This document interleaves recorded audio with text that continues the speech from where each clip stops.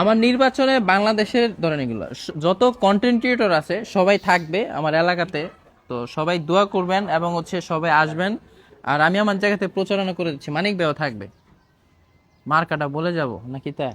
পাগলা তিতা মিডা বোঝে না, পাগলার কেউ জিলাপি দিও না।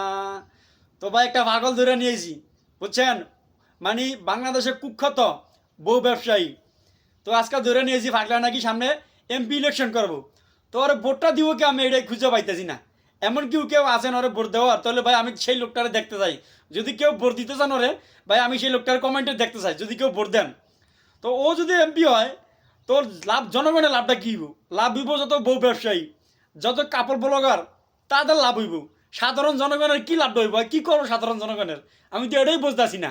হাস্যকর বিষয় ভাই, হাস্যকর। মানে এতটা বিনোদন পাইলাম যা বলার মতন না ভাই। ভিডিওটা সবাই শেয়ার করে দেন। আর যদি কেউ আরে ভোট দেন, সেই লোকটারে কমেন্টে আমি দেখতে চাই, সেই কমেন্টে আসেন।